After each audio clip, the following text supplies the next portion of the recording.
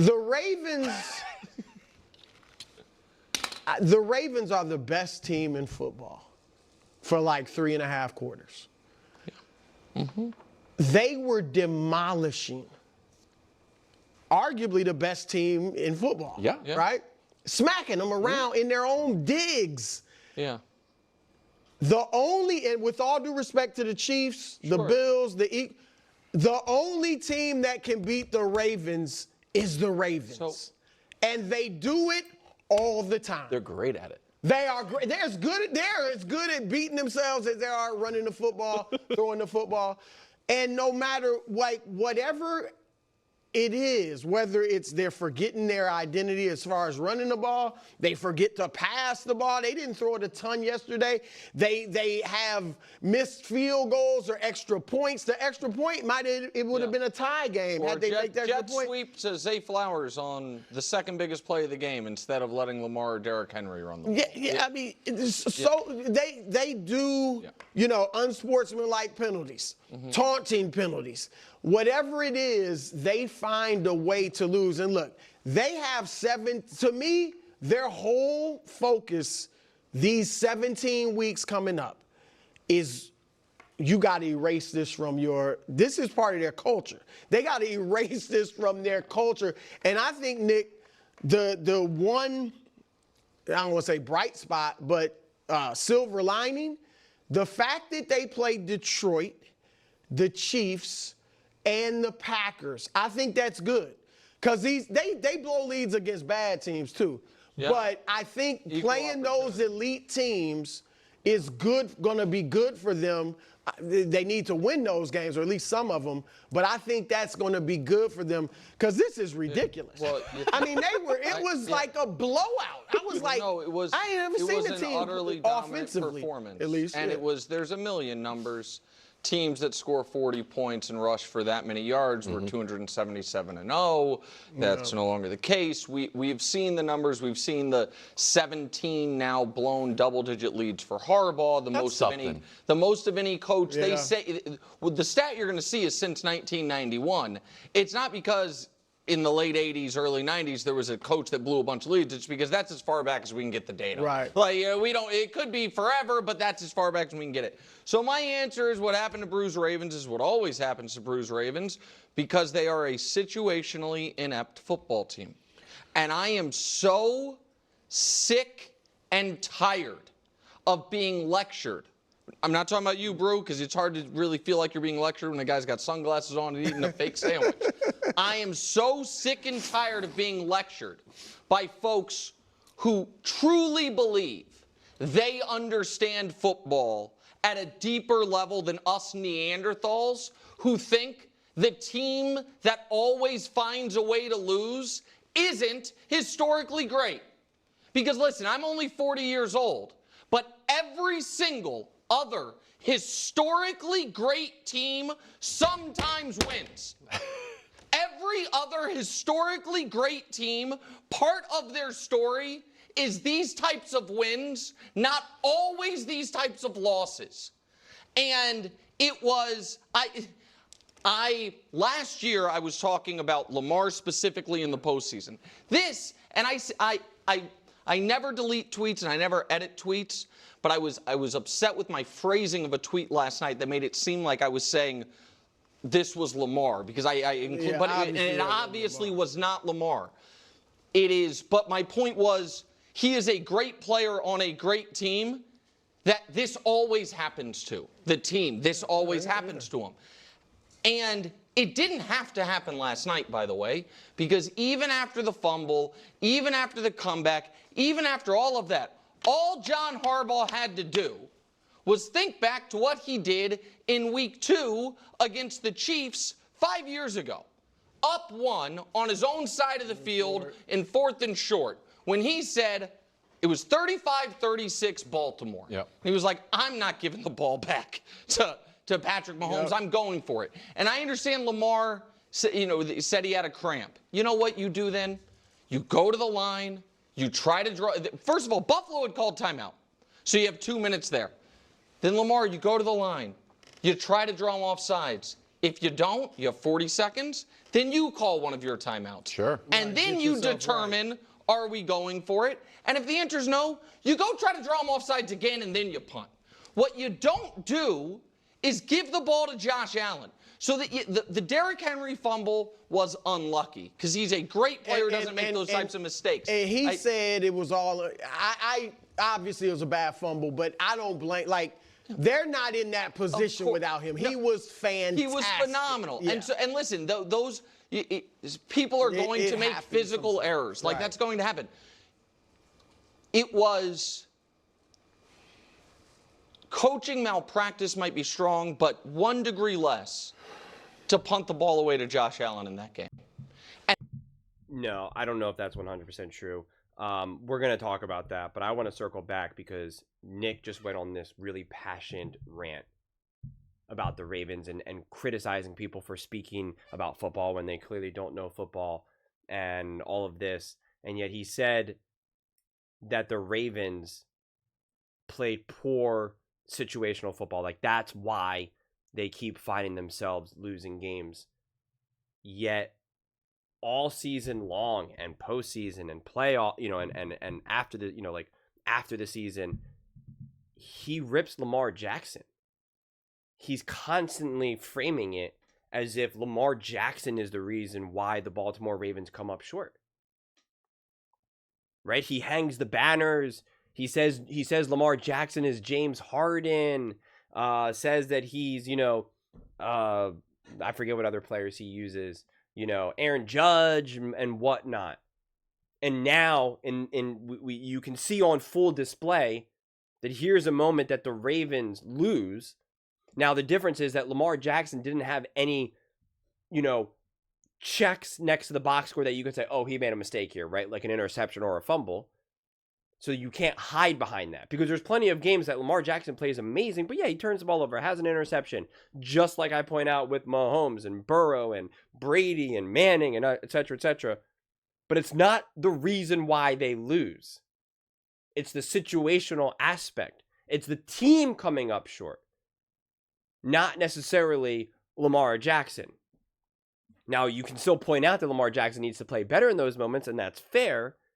But I take such issue that when Nick clearly says, oh, the Baltimore Ravens lost this ball, it was coaching malpractice. How do you call that play? How do you do this? Where's any of that energy in 23 and 24? Where's any of that energy? Where is any of that explanation when you're dropping banners just ripping Lamar Jackson for having, what is it? Like one of the worst, he has some stat that he shows where it's just like, it's like a bad playoff win percentage based on, I guess, like how many starts you have or who you are. Like it's up there with like Dak Prescott or whatever, like highlighting that rather than pointing out this stat is misleading because this implies that Lamar Jackson is not as great as he is or that he can't play well in the playoffs, et cetera, et cetera, et cetera. And I agree with what Bruce's saying about in terms of, because now some people are trying to blame Derrick Henry. And I do think that the fumble, it is unlucky because you're guaranteed to have a fumble, to throw an interception, to have some of these turnovers that happen throughout the season. And it's just unlucky that it decided to happen that game. It's like when Christian McCaffrey fumbled in the Super Bowl. It's just like, it just happens, right? It's got to happen sometime. I always like to use Steph Curry as an example because it's like he's an elite shooter and clearly can handle the moment. And yet in playoff games, sometimes he goes 3 for 10. Does that mean that he's not a good shooter? Does that mean that he can't handle? No, it's just sometimes you're just going to go 3 for 10 from the three. Sometimes you hit 15 free throws in a row. Sometimes you go 14 for 16. Those 2 free throws that he missed, is it because he just wasn't good? Because the moment got to him in the playoff? No, of course not. It just happens. And we don't look at it as much like that in football because there seems to be a lot more of a chance aspect when you're shooting because you recognize that you can't make every single shot when you shoot in basketball. People understand that logically. But in football, we don't look at that in terms of interceptions and fumbles and just inaccurate throws. We try to reduce it to zoomed into the moment and be like, you got to make that. You can't turn the ball over. It's like, well, you're guaranteed to at least turn the ball over sometimes. It's guaranteed to happen. Now, of course, if it always keeps happening in the playoffs again and again and again, that's a different discussion, right? Then that is a discussion that is worth having. But it still has to be looked at in the context of a game, of someone's career, comparing it to other greats, which is what I think I've done plenty of times in the past. But here's the thing. So I know Harbaugh's getting a lot of blame for this loss, and I talked about this a little bit in my previous video. And now Nick is saying, like, this is malpractice. You can't give the ball back to the Buffalo Bills. I disagree with that wholeheartedly, because I understand Josh Allen and the Bills were starting to roll and get momentum. If you can't trust your defense to come up with a huge key stop, I don't know what to tell you. Then you can't expect to win. You can't expect to win. You just can't. You got to be able to trust your defense to be able to get the job done. You just have to. I mean, again, we love to twist our memories of the greats, whether it's Manning, Mahomes, Allen, whatever it may be. Like, let's just, I use Mahomes so frequently just because it's the most recent one, obviously. But like so many of his massive moments, the defense made a huge stop after Mahomes either took the lead or needed to keep the game within the balance. And I showed you that clip before of Drew Brees discussing that. And he had the actual number of, like 20 times, whatever it was. And it's just like so many of Mahomes' like game-winning drives, clutch moments, like the defense created the opportunity. Mahomes brought it home, but the defense created the opportunity. You need to be able to rely on your defense. Now, you could say, well, hey, you know what? The way how this game was unfolding, you couldn't. So you needed to put it in Lamar's hands or something. And I get that conceptually. I do. But you got to be able to trust your defense. I mean, week one, because you got to be able to also build confidence in your defense. You have to be able to say, you got to be able to slow down Josh Allen just once. You got to just slow them down. So I wouldn't say malpractice. It's a decision. And I think it's worth the discussion. And you could think about it. So I get it. I do. And so I'm not saying that it's one answer is definitely the other answer. I think it depends. Right? Like I think that's when I think it deserves some contemplation, honestly, in terms of trying to figure that out. But I remain firm that you should feel great in a lot of ways about this game from a Baltimore Ravens perspective, because this Ravens team, I watched every single game, and this offense you're watching and you're just like, I don't understand how anybody could ever stop this team. I don't understand how anybody could stop this offense. I mean, Derrick Henry and Lamar Jackson, just the two of them alone, it looks like that they could win 2 versus 20. I mean, it just looks unbelievable. The fact that they can hang all those points and win the way that they win and not even need Lamar Jackson to throw 20 times, and he only had 6 carries, so it's not like it was like a high volume run game where he had to run like 10, 11, 12 times. I mean, like it's absolutely remarkable. It really is. And Lamar Jackson was continuing the trend, the Ravens in general were continuing the trend of last year into this year of just being able to throw to the guys. Why? I mean, that's what happens when you're just gashing in the run game too, is that there's just so many guys wide open. And in the moments that you need Lamar Jackson to kind of bail you out, even when he gets himself in trouble, right? Technically, he kind of gets himself in trouble with almost taking that huge sack. And at one point, he did take a big sack, but then he finds himself out of it. I mean, it was going to be like what? Like a 20-yard loss turned into like a 20-yard gain. I mean, like just remarkable. Absolutely remarkable. But they don't necessarily even need it. Like, that's the thing. Lamar Jackson could have either just taken a sack, like a regular sack, rather than him obviously going that far back, or even just throwing the ball away, and like it wouldn't have even mattered. And so that's the thing. It's like if the Baltimore Ravens won this game, Like, Lamar Jackson's already great. Like, that need no confirmation. But the conclusion of that game would have been like, man, they were dominating in that game, and they didn't even need Lamar Jackson to necessarily be dominant. Again, he showed his greatness, but like, they didn't even need his greatness necessarily. They didn't need his dominance. They didn't need a special performance out of Lamar Jackson, and yet they still were able to just score at will. I mean, like, that, to me, like, if you're a Ravens fan, you're like, all right, like, that's exciting. That should be repeatable. When you see how the Chiefs defense looked like against the Chargers, you're like, we could tear that apart.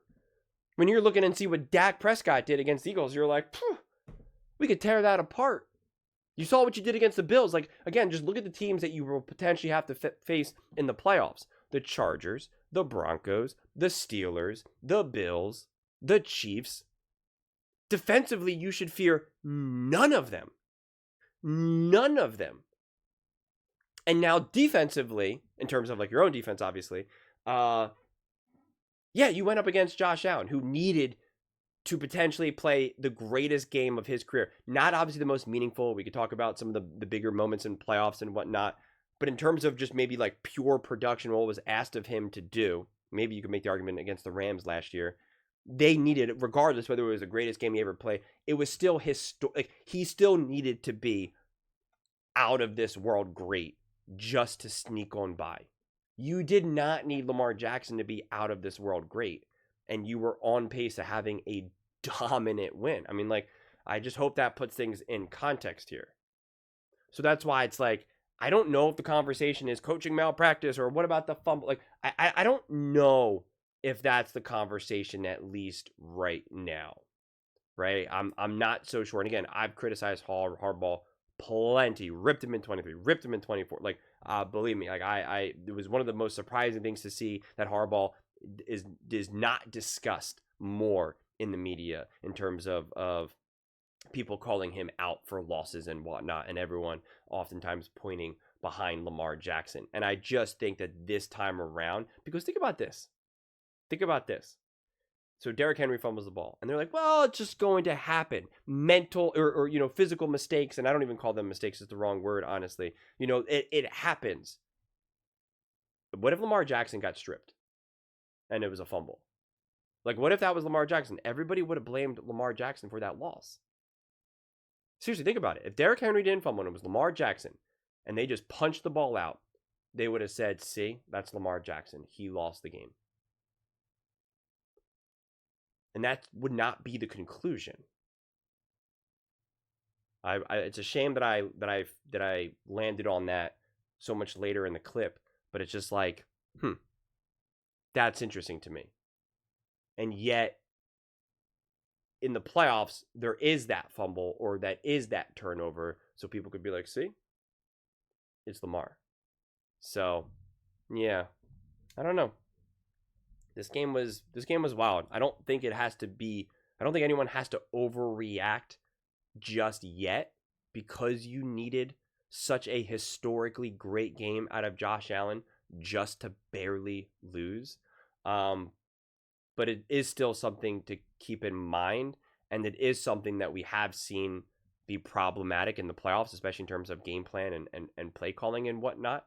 So that is something, but it almost feels that the Baltimore Ravens should be so good that it almost shouldn't matter. Now, if it does matter in the playoffs, it's a different conversation. But if you were to have a rematch against the Buffalo Bills next week, I think at this point you'd be out of your mind to not pick the Ravens to potentially blow out the Bills again. I mean, like, I don't know. But those are just my thoughts. I'd absolutely love to hear yours.